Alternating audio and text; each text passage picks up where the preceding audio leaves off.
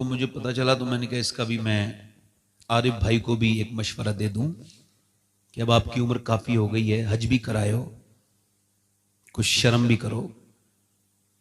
सामने एक लड़की बैठी है, उससे ये मुकाबला कर रहे हैं। तस्लीम आरिफ के नाम से जो मशहूर है कव्वाल।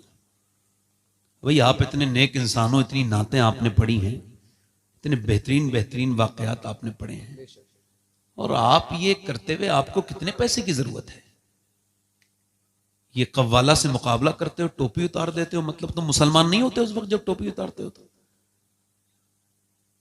मुसलमान और वो सब मई के लोग मुसलमान है, वो सब जो एक मुसलमान लड़की को बिठाल के मुजरा सुन रहे हैं उसका। मुसलमानों की ये शान है। अरे मुसलमानों की शान तो ये है, गैर मुस्लिम लड़की हुजूर के सामने आई, उसके सर पे दुपट्टा नहीं था, हुजूर ने फरमाया लो मेरी चादर ढक दो। सलमान फारसी से कहा मेरी चादर इसके सर पे ढक दो। अर्ज की हुजूर वो मुसलमान की बेटी नहीं है, गैर मुस्लिम की बेटी है, उसका सर इस लायक नहीं कि आपकी चादर रखी जाए। फरमाया वो है तो किसी मुसलमान की बेटी नहीं, मगर है तो किसी की बेटी। सलमान तू उसका सर ढक दे, अल्लाह तेरे गुनाहों को ढक दे। और तुम मुसलमान मई के तुम बेवकूफ हो, जहां जहां के कराते हो सबको कह रहा हूं, और जितने उस पर राजी हैं उन सबसे कह रहा हूं, और खास तौर से उन तस्लीम आरिफ से कह रहा हूं, मुसलमान हो, सुन्नी हो, हुजूर से इश्क रखते हो और बेहयाई करते हो सीधी सीधी, नाच गाने देखते हो सीधे सीधे। मेरी मां अम्मी आयशा कुरान पढ़ रही है, तवज्जो करो। कौन कुरान पढ़ रहा है? सिद्दीक की बेटी सिद्दीका, मेरे हुजूर की महबूबा बीबी सैयदा आयशा सिद्दीका। कहां कुरान कहां पढ़ रही है? मदीने में। कहां पढ़ रही है बोलो? और कुरान की आवाज छन छन के मस्जिद में आ रही है, हल्की हल्की हल्की हल्की। हुजूर ने पत्थर उठाया, जहां से आवाज आ रही वहां पत्थर लगाया, अंदर जाके फरमाया आयशा इतनी जोर से कुरान न पढ़ो कि बाहर आवाज जाए, इतनी जोर से कुरान न पढ़ो। अब मुझे बताओ, कुरान सुन जो रहे हैं वो सब उनकी औलादें हैं, वो उम्मुल मोमिनीन हैं, सारे मोमिनों की मां हैं। जो कुरान पढ़ रही हैं वो है जिसकी गवाही पाकी की कुरान देता है। सूने नूर जिसका गवाह है वो अम्मी सैयदा आयशा सिद्दीका। और सुने वो कौन है? वो सिद्दीक अकबर की बेटी हैं, मेरे नबी की बीबी हैं। उनकी आवाज आई तो मेरे नबी ने कबूल नहीं किया कि आयशा अगर कुरान भी पढ़े तो आवाज बाहर ना जाए। तो ये कव्वाली वाली क्या चीज है?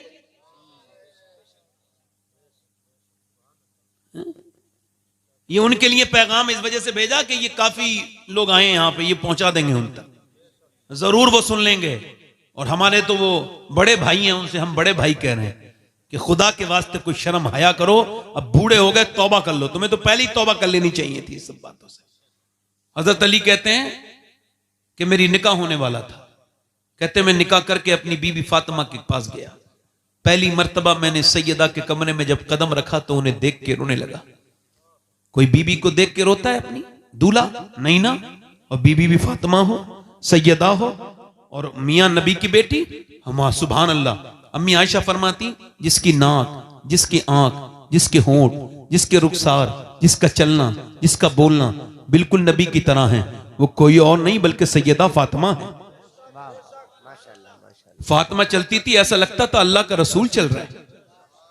फातिमा बोलती थी ऐसा लगता था रब का रसूल बोलने लगा। सुनो, हजरत अली कहते हैं मैं रोने लगा अपनी बीबी को देख के। तो मुझे देख के वो बोली आप क्यों रोते हैं? कि आपको शादी ये पसंद नहीं थी? मैंने कहा बिल्कुल, हुजूर का एहसान है, सरकार ने आपका हाथ मेरे हाथ में दे दिया और आपने मुझे मंजूर किया फातिमा, मगर मुझे एक बात का गम है। का क्या? का कितनी भी गरीब लड़की की शादी हो, मेरी बहनें सुन लें, मेरी बेटियां सुन लें, हो सके तो लिख लें, हो सके तो रुखसत करते वक्त अपनी बेटी को ये बात कान में सुनाएं, अल्लाह तुम्हें इसका अज्र देगा। क्या?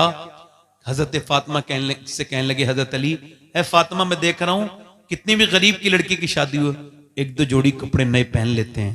मैं देख रहा हूं कि हसरत होती है, तमन्ना होती है, दुल्हन के दिल की हसरत होती है कि मैं अपना हसरत निकालूं दुल्हन बनते वक्त, मगर मैं देख रहा हूं आप जिस कपड़े में दुल्हन बनी है उसमें 70 पैमद लगा है उस चादर में, मगर आपके चेहरे पर कोई शिकन नहीं। तो कहते हैं सैयदा फातिमा ने मेरी तरफ देखा, आंखों में आंसू आए और कहने लगी मेरे अब्बा फरमाते हैं अल्लाह कपड़ों से राजी नहीं होता, अल्लाह तो मेरी बेटी फातिमा सजदों से राजी होता है। बस मेरी आखिरी बातें हैं, जीस की आखिरी हिचकी है, गौर से सुन, जिंदगी भर का खुलासा इसी आवाज में है। मेरे दोस्त, मेरे भाई, तवज्जो करें, यूं ही सैयदा फातिमा नहीं है। हुजूर ने फरमाया फातिमा सबने चांद देख लिया, कल को ईद है, मेरी बेटी ने देखा चांद? का अब्बा नहीं देखा। फातिमा सबने देखा, आपने क्यों नहीं देखा? अर्ज की अब्बा सबने देखा, इसी वजह से तो मैंने नहीं देखा। फातिमा नहीं चाहती कि जिस चांद पे गैर महरम की नजर पड़े उस पे फातिमा की भी नजर पड़े।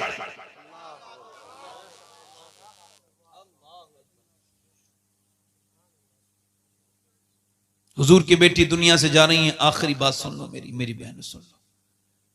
दुनिया से वो जा रही है जिसने हसन हुसैन पाल के दिया दुनिया को, और हुजूर के बाद 6 साल 6 महीने तक दुनिया में रही, 26-27 साल की उम्र थी। हुजूर ने फरमाया जिसके दिल में मेरी फातिमा की मोहब्बत है वो जन्नती है, वो हाँ।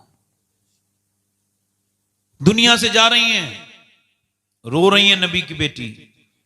हजरत अली कहते हैं मुझसे कहा आज मैं अपने अब्बा से मिल जाऊंगी।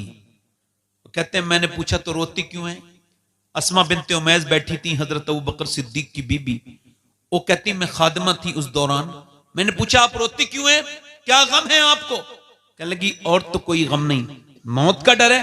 कहा नहीं, मैं सोच रही हूं जीते जी पर्दा किया है, इंतकाल के बाद जब मैयत चलती है ना तो मैयत पे जब चादर डालते हैं तो पता चल जाता है पेट कितना मोटा है, कितना पतला है, मैयत कितनी मोटी है, कितनी पतली है। मैं सोच रही हूं कि कहीं ऐसा ना हो जीते जी तो मैंने पर्दा किया है, इंतकाल के बाद जब मेरा जनाजा निकले तो किसी को यह खबर ना हो जाए कि मोहम्मद की बेटी कितनी मोटी थी, कितनी पतली थी। अल्लाह अकबर। मेरा इमाम बरेली से बोला जिसका आंचल न देखा मोह मेहर ने, उसे रिदाए नजाहत पे लाखों सलाम। सैयदा ज़हरा तैयबा ताहिरा जाने अहमद की राहत पे लाखों सलाम। ओ मेरी बेटियों, ओ मेरी बहनों, अपने घरों में कुरान शुरू कर दो वरना तुम्हारे बच्चे बर्बाद हो जाएंगे। इनको बचाओ, अपनी बेटियों को बचाओ। 6 साल की बच्चियों पर, 6 साल की बच्ची के सर पे दुपट्टा रख दो।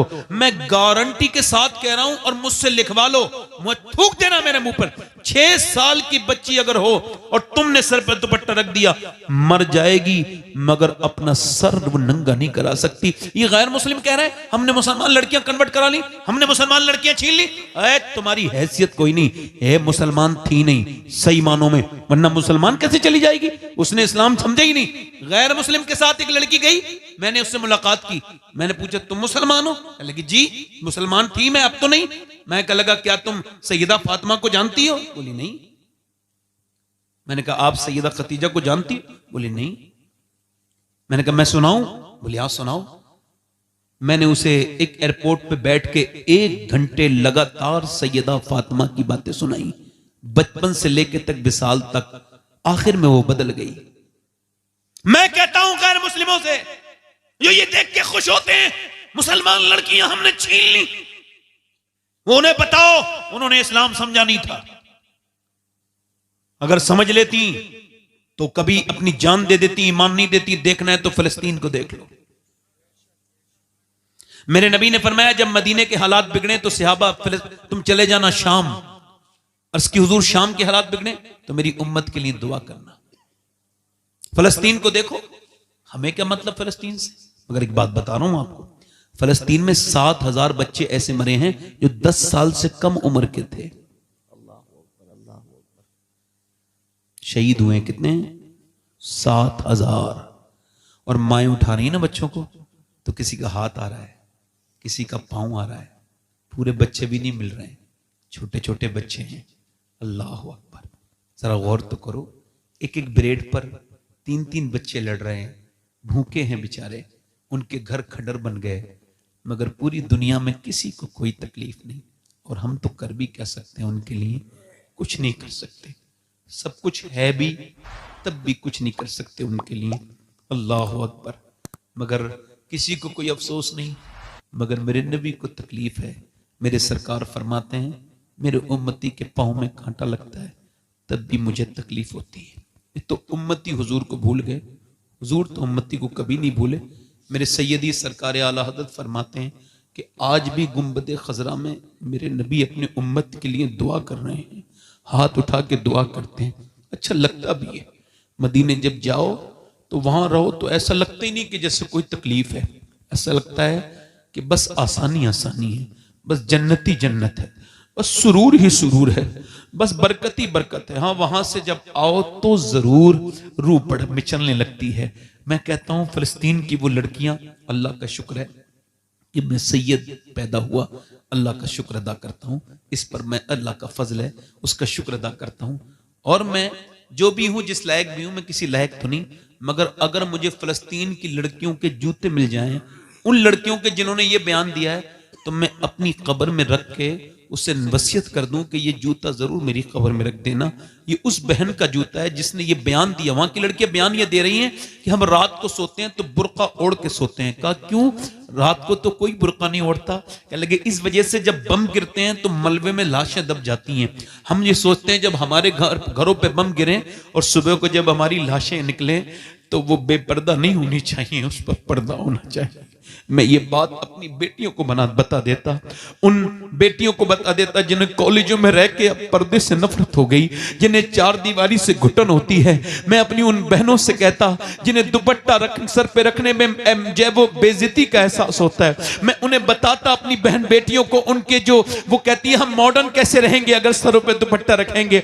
मैं कहता हूं मेरी बेटियों खुदा के वास्ते वापस आ जाओ, कयामत का दिन होगा, नबी की बेटी होगी, कैसे हुजूर को जवाब दोगी, कैसे हुजूर की बेटी को जवाब दोगी? बताओ। मैं पूछता हूं तुमसे और मैं आपसे भी पूछता हूं नौजवानों, जरा आपसे भी जरा पूछने लगा हूं, अपनी बहन बेटियों को आपने भी कभी नहीं समझा, कभी गौर नहीं किया? आखिरी बातें मेरी ये हैं जो कि मैं अपनी तकरीर के खात्मे पर हमेशा करता हूं कि मेरे दोस्तों तौबा कर लो और मेरी बहनों आप भी आज तौबा कर लो, भी वक्त है। मैंने अपने हाथों से अपने ताया को दफन किया और मैंने अपने सामने अपने अब्बा को दफन होते देखा। मैंने अपने रिश्तेदारों को, मुझ पर यह राज खुल चुका है कि मैं भी मर जाऊंगा और मुझ पे इसमें कोई अभाम नहीं है, मुझे कोई मैं उस मुझ पर ये खुली बात है। जब मैं पैदा हुआ था तो मौत का अलार्म बज गया था।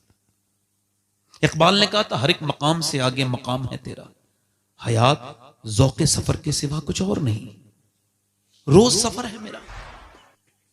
मैंने कितनों को मरते देख लिया।